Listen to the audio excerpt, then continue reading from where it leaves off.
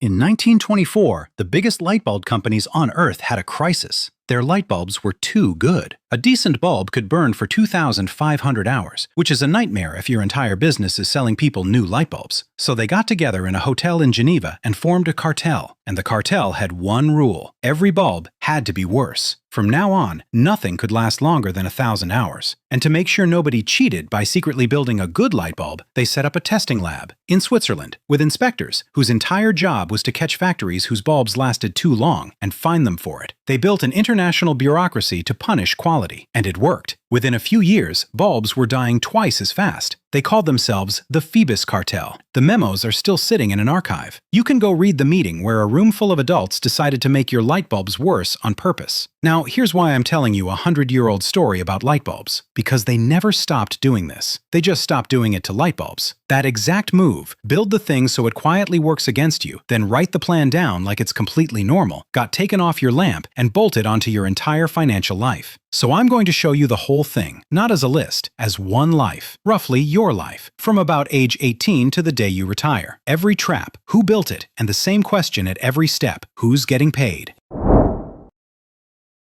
So let's start you at 18. You can't legally drink, you can't rent a car, but you can walk into a financial aid office and sign for tens of thousands of dollars of the single most dangerous debt in the country. Because student debt is special. It's the one loan you basically cannot escape. Not by going broke, not in bankruptcy, not really ever. And it didn't used to be that way. They built it like this on purpose, one law at a time. 1976, you can't wipe a student loan in bankruptcy for 5 years. 1990, they stretch it to 7. 1998, they just delete the limit, so now it's forever. And to get out of one today, a judge has to officially rule that you meet a legal standard called a certainty of hopelessness. A real judge in a real courtroom has to certify that your future is hopeless. And this is the debt we hand to teenagers.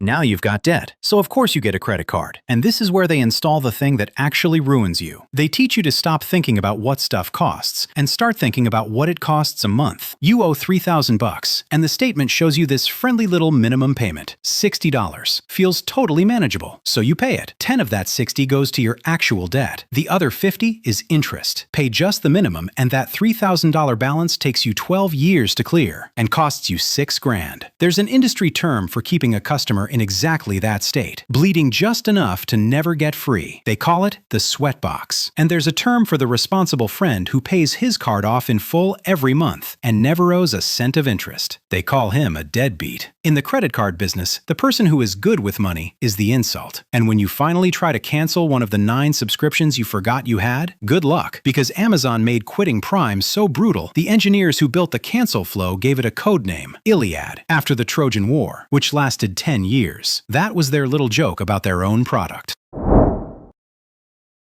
Then you get a real job, and you buy a car, and you think a dealership is in the business of selling cars. It is not. They walk you into a little office in the back. The industry calls it the F&I box, finance and insurance. And that little room quietly makes the dealership more money than the entire showroom out front. Because this was never really about the car. Back in 1919, General Motors opened its own bank called GMAC so it could lend you the money to buy its cars. And it turned out lending was the far better business. The rule they gave every salesman was one line: don't sell the car, sell the payment. Punchline. In 2003, General Motors made $3.2 billion in profit, and $2.8 billion of it, 87%, came from the loans, not the cars. General Motors was a bank that happened to own some car factories, and it trained you to walk in asking how much a month.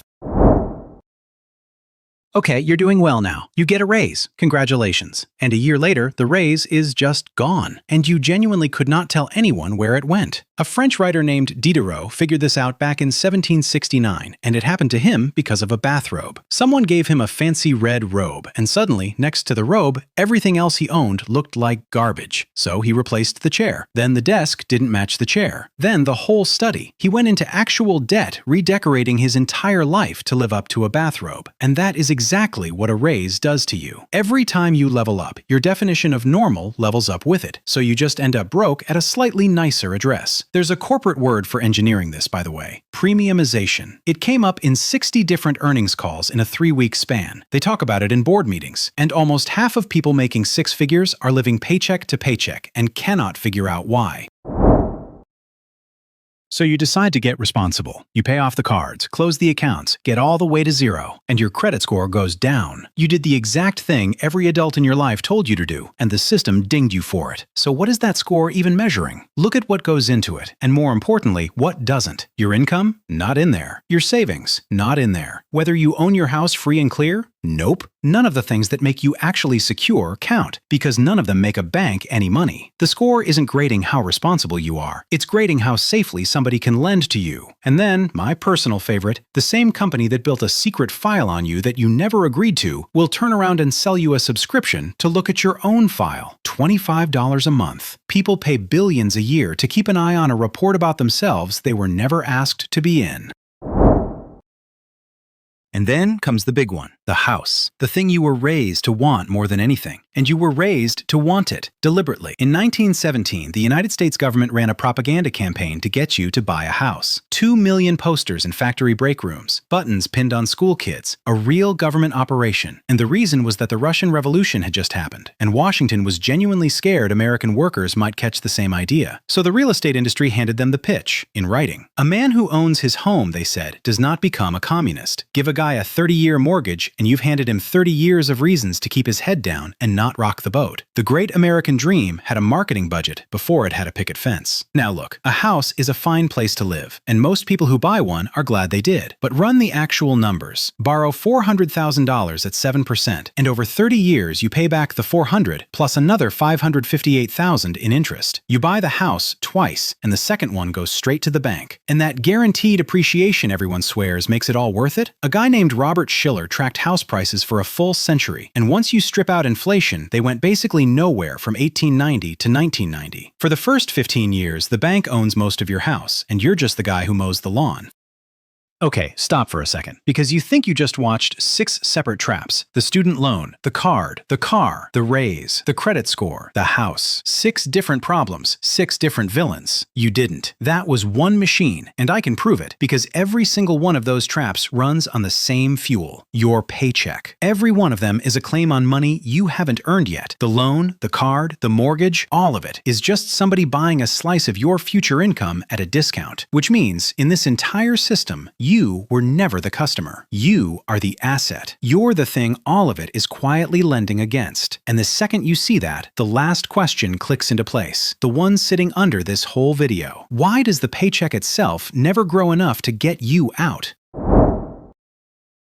So picture a kitchen in 1972. One paycheck on the table, just one, and it covers the house, the car, the dentist, and a week at the beach every summer. One income did all of that. Now try that today on one salary. You can't, and there's a specific reason, and almost nobody says it out loud. For about 30 years after the war, when workers produced more, they got paid more. The two lines went up together, basically locked. Then around 1979, they came unhooked. Since then, workers have gotten roughly 90% more productive, while the typical paycheck has gone up about 33%. All that extra value you produce still exists. It just stopped going to you. So families felt the gap and did the only thing they could. They sent a second person to work. And Elizabeth Warren actually ran the numbers, and they're brutal. The 2-income family ended up with less money left at the end of the month than the 1-income family did a generation before. Because the moment a second paycheck showed up, it got eaten. By the mortgage near the good school, by the second car to reach the second job, by daycare for the kids nobody's home to raise. The thing that was supposed to save them was the trap. So now you know why you can't just quit the safe job and walk. Every other trap you just watched needs that paycheck to keep flowing. And if you ever climb high enough to threaten them by leaving, they bolt the door. Stock that only vests if you stay 5 years. Bonuses you lose the day you quit. They even named it out loud, with zero shame. Golden handcuffs.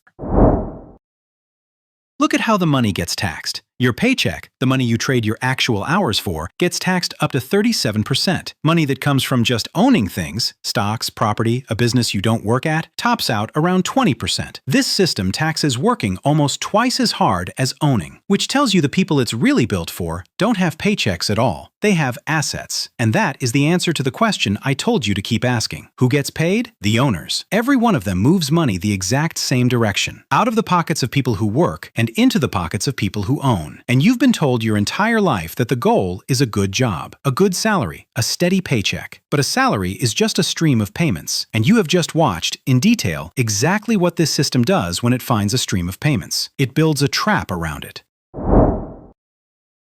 And just so you don't think there's some safe corner to hide in, there's one last trap, and it works on the money that's sitting perfectly still. In 2022, the average savings account paid you 0.06%, while prices went up 9.1%. So doing the careful, responsible thing and keeping $50,000 safe in the bank actually cost you about $4,500 of what it could buy, while the bank politely thanked you for the $30 in interest you earned. Governments even have a tidy name for engineering this on purpose: financial repression. Keynes described the move 100 years ago. Inflation, he said, lets a government take people's wealth, quote, secretly and unobserved. Even the cash under your mattress is quietly losing.